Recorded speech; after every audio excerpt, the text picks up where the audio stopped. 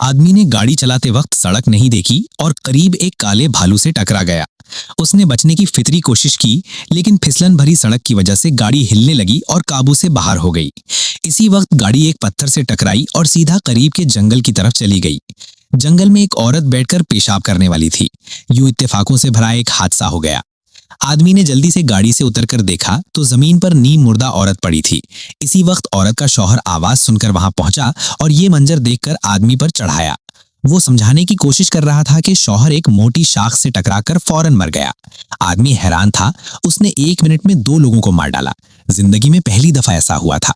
थोड़ी देर सोचकर उसने वाकई जगह से भागकर जाने का फैसला किया, क्योंकि वहां कोई शख्स नजर नहीं आ रहा था। उसने घबराते हुए घर पहुंचा। खाना खाते वक्त बीवी ने उसके चेहरे पर खरोंच देखी और वजह पूछी। मियां ने पूरी कहानी सुनाई। बीवी का पहला सवाल ये था कि उन्होंने पुलिस को क्यों नहीं बुलाया। आखिर कसदन तो नहीं था, सिर्फ इत्तेफाक था। मियां ने कहा कि गाड़ी का इंश्योरेंस नहीं है, पुलिस बुलाने से हम तबाह हो जाएंगे। बीवी ने फिर पूछा, तो क्या तुमने गाड़ी पर फिंगरप्रिंट्स छोड़ दिए हैं? जल्दी से दोनों वाकई जगह पहुंचे। फिंगरप्रिंट साफ करते वक्त उन्होंने गाड़ी में एक महंगा बैग पाया। बीवी ने पीछे का दरवाजा खोला तो वहां गोल्फ क्लब और एक सूटकेस था। सूटकेस खोला तो उसमें 2 मिलियन यूरो के नोट थे। मिशेल ने पूछा कि अब क्या करें। कैथी ने जल्दी फैसला किया, लाशें हटानी है, बेलाश बेजुर्म। उसने जुर्म की किताबें बहुत पढ़ी थी। मिशेल ने मना किया, लेकिन कैथी ने जल्दी से मिशेल से मर्द की लाश हटाने को कहा, क्योंकि कोई भी वक्त आ सकता है। लाश घर ले आने के बाद कैथी ने पैसे गिने, पूरे 2 मिलियन। मिशेल ने सूटकेस में एक पिस्टल भी पाई। गलती से पिस्टल छूट गई और गोली कैथी के करीब से गुजर गई। अचानक दरवाजे पर दस्तक हुई। कैथी ने तेजी से पैसे छुपाए और दरवाजा खोला। पुलिस का इंस्पेक्टर था, जो क्रिसमस ट्री लेने आया था। मिशेल ने उसे देखते ही अपना मुंह ढांक लिया। इंस्पेक्टर ने अजीब नजर से देखा। मिशेल ने कहा कि बवासीर का दर्द है। वो बात तो टाल गए, लेकिन इंस्पेक्टर ने क्रिसमस ट्री देखने के लिए बाहर जाना चाहा। मिशेल का दिल धड़क गया। लाशें तो गाड़ी के बूट में थीं। उसने तेजी से आगे बढ़कर इंस्पेक्टर की नजर बांधी।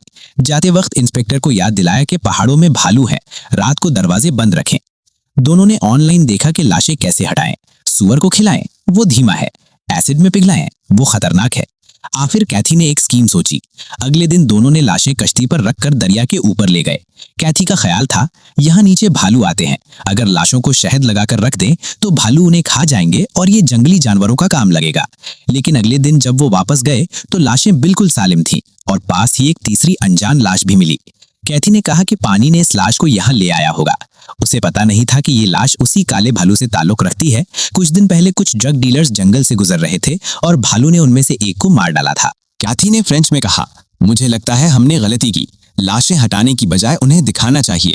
अगर पुलिस उन्हें नहीं ढूंढ पाई तो वो जरूर ढूंढेगी और फिर वो पक्का पाएगी। लेकिन अगर वो अभी उन्हें ढूंढ ले तो फिर आगे नहीं ढूंढेगी।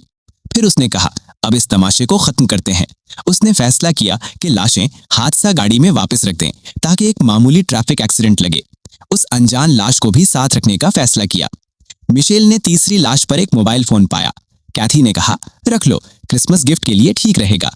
मुर्दा तो अब इस्तेमाल नहीं करेगा। ज्यादा देर नहीं गुजरी कि पुलिस को खबर मिली कि एक खाली गाड़ी में 3 लाशें हैं। पुलिस ने टेक्नीशियंस को भेजा। मिशेल को याद आया कि उन्होंने पिस्टल तो साफ नहीं की। कैथी ने हिम्मत बटोरकर वाकई जगह पहुंचने की कोशिश की, लेकिन वहां पुलिस ने ब्लॉक कर रखा था। उसे पूछा गया तो उसने झूठ बोला कि वो रास्ते से सुपरमार्केट जा रही है। इंस्पेक्टर ने उनकी गाड़ी के बूट पर पड़ा हुआ मजबूत कैनवस देखा और शक किया। मिशेल से अब ज्यादा नहीं हुआ। उसने महसूस किया कि वो एक दगा नहीं है, ये सब इत्तेफाक था। पुलिस सच जान चुकेगी, उन्हें खुद ही सरेंडर कर देना चाहिए। कैथी बाहर से पूरा मुतमईन लग रही थी। उसे हकीकत का ज्यादा एहसास था। हम अच्छे लोग हैं, कानून के आगे कोई मायने नहीं रखता। मिशेल का इरादा सिर्फ उसके डर की वजह से नहीं था, बल्कि उसके उसूल और ज़मीर की वजह से था। वो इस गुनाह के एहसास के साथ नहीं जीना चाहता था। पैसे का क्या करें? कैथी उन्हें नहीं देना चाहती थी। मिशेल ने इसरार किया कि वो एक ईमानदार आदमी है, उसके अपने उसूल हैं। ये बात कैथी को गुस्सा दिलाने के लिए काफ़ी थी। उसने ठंडे पानी से कहा, अगर तुम पैसे देना चाहते हो तो जाओ और सरेंडर कर दो। मिशेल, अगर हम जेल चले गए तो डूडू, उनका बेटा, का ख्याल कौन रखेगा? Social services? क्या तुम चाहते हो कि तुम्हारा बेटा इस खराब दुनिया में एक दास यानी फॉस्टर बच्चा बन जाए? इधर इंस्पेक्टर की तहकीक ने एक और अहम मोड़ लिया। उन्होंने मालूम किया कि वो मरे हुए लोग मामूली मुसाफिर नहीं, बल्कि खतरनाक ड्रग डीलर्स थे, जो पहले भी ड्रग्स के कारोबार में शामिल रहे थे। ये बात इंस्पेक्टर के जहन में फौरन उन 3 बॉडी कैरियर्स से जा मिली जो जंगल में मिले थे। शायद वो औरत मियाँ ड्रग डीलर से उन बॉडी कैरियर से ड्रग्स का लेना देना कर रहे थे। इसी दौरान एक तस्वीर ने इंस्पेक्टर का ध्यान खींचा। उस हादसा गाड़ी यानी BMW के पिछली सीट पर एक बाल का क्लिप था। वो क्लिप आम था, लेकिन इंस्पेक्टर की बेटी ब्लांच के बाल के क्लिप से बिल्कुल मिलता जुलता था। पूछने पर ब्लांच ने मान लिया कि उसने और उसके बॉयफ्रेंड ने उस खाली BMW में प्राइवेट वक्त गुजारा था और उस वक्त गाड़ी में कोई लाशें नहीं थीं। इसका मतलब ये था कि लाशें बाद में रखी गई थीं। मिशेल और कैथी ने एक नापाक क्लब के मालिक सबीन से मदद मांगी कि वो उनके लिए उस रात का एलिबाई बना दे और इसके बदले उन्होंने उसको अच्छा पैसा ऑफर किया। सबीन राजी हो गया क्योंकि उसे अपने क्लब को बेहतर करने के लिए पैसे चाहिए थे। अगले दिन कैथी ने देखा कि मिशेल ने चोरी के पैसों से एक बड़ा टीवी खरीद लिया है और घर के कर्ज भी अदा कर दिए हैं। उसका गुस्सा छुपा नहीं रहा। तुमने ऐसा क्यों किया? टीवी के लिए तो तुम राजी थे, लेकिन टीवी तो घर में छुपा हुआ है, कोई उसे नहीं देखता। लेकिन हमने अपने कर्ज कैसे अदा किए, इसका जवाब हम क्या देंगे? तुमने बैंक को क्या कहा? जब वो बैंक जाएगा तो बात करेगा। 5,000 यूरो अचानक कैश में कैसे मिल गए? बैंक वाले सोचते हैं ये उनका काम है। मिशेल ने कहा, हम कह देंगे कि हमने ज्यादा क्रिसमस ट्रीज बेचे हैं। कैथी ने कहा, हाँ बिल्कुल, उन्हें बेवकूफ समझते हो। फिर उसने कहा, अब हम खतरे में हैं।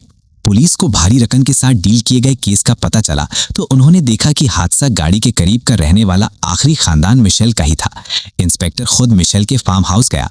दरवाजे पर ही उसकी नजर ड्राइंग रूम में रखा हुआ आला दर्जे का बैग पर पड़ी। मिशेल ने इस पर कोई तवज्जो नहीं दी, लेकिन इंस्पेक्टर ने उसे गौर से देखा, बिना कोई शक जाहिर किए। उसने सीधा सवाल किया, उस रात तुम कहाँ थे? ये पुलिस की आम स्ट्रैटेजी होती है, अचानक सवाल करके घबराहट में सच जान लेना। दोनों ने कहा कि वो पूरी रात क्लब में थे। इंस्पेक्टर हैरान हुआ, शायद उसने नहीं सोचा था कि वो इतने ओपन माइंडेड हैं। पुलिस ने उनके बेटे डोडू से भी पूछा। डोडू ने धीमी आवाज में कहा कि वो उस रात अपने कमरे में सो रहा था।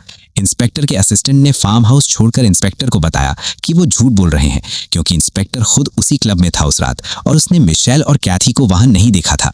मिशेल अपने जमीर के बोझ से दब गया और एक फादर के पास गया। उसने अपना सारा वाकया, अपना डर और अपने गुनाह का एहसास बयान किया। फादर ने चुपचाप सुना, बिना किसी जज किए। जब मिशेल ने 2 मिलियन यूरो का जिक्र किया तो फादर की आंखों में एक झलक सी आई जो जल्दी ही गायब हो गई। एक्सपर्ट्स कहते हैं कि इंसान के असली ख्याल चेहरे पर 1/25 सेकंड में नजर आते हैं। मिशेल के लिए हैरानी की बात यह थी कि फादर ने उससे सरेंडर करने को नहीं कहा, बल्कि एक सजेशन दिया, वो गंदे पैसे चर्च के हवाले कर दो, इससे तुम्हारा बोझ हल्का हो सकता है। मिशेल ने कहा कि कैथी इससे राजी नहीं होगी और किसी पर भरोसा नहीं करती। फादर ने कहा, मैं अल्लाह के बंदों का खिदमतगार हूँ, पाक हूँ।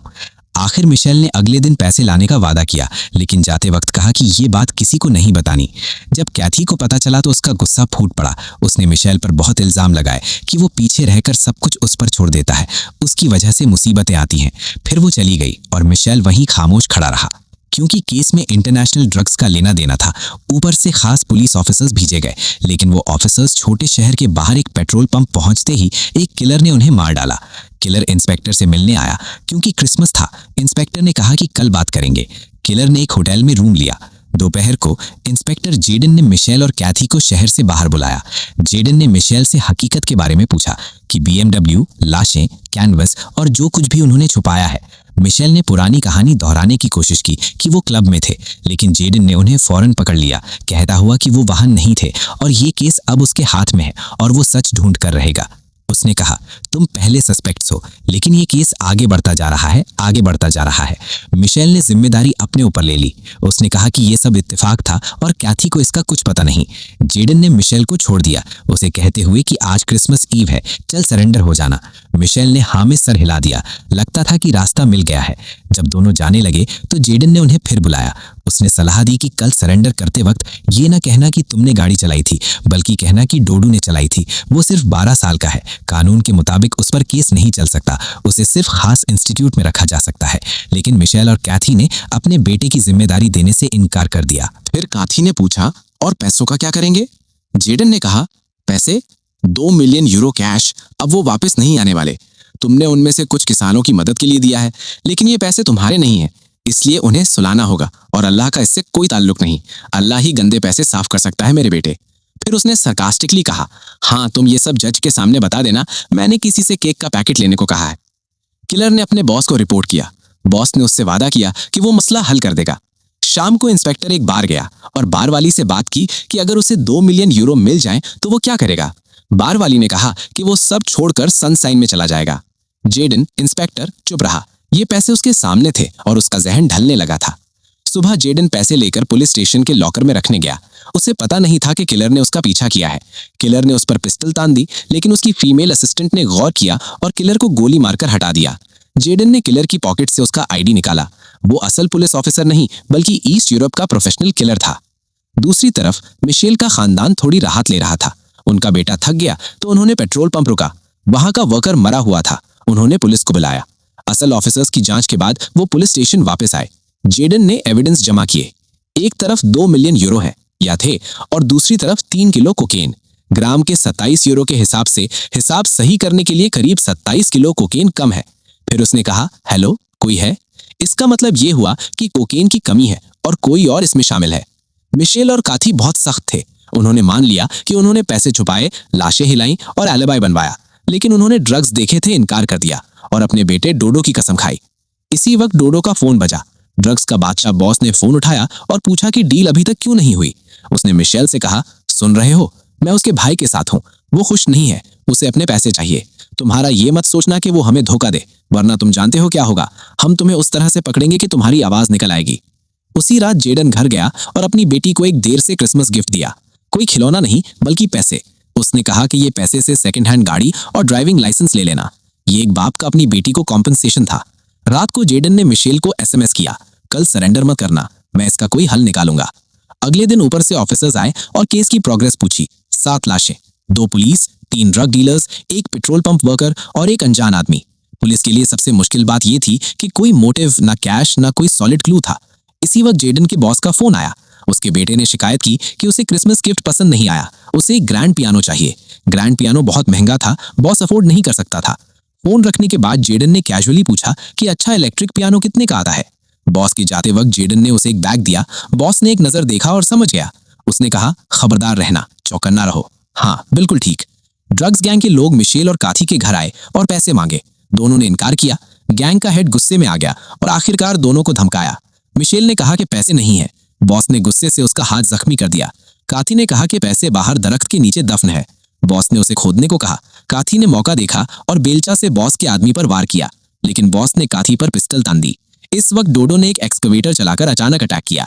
बॉस भागना चाहा, लेकिन मशीन ने उसे दबा दिया और मार डाला।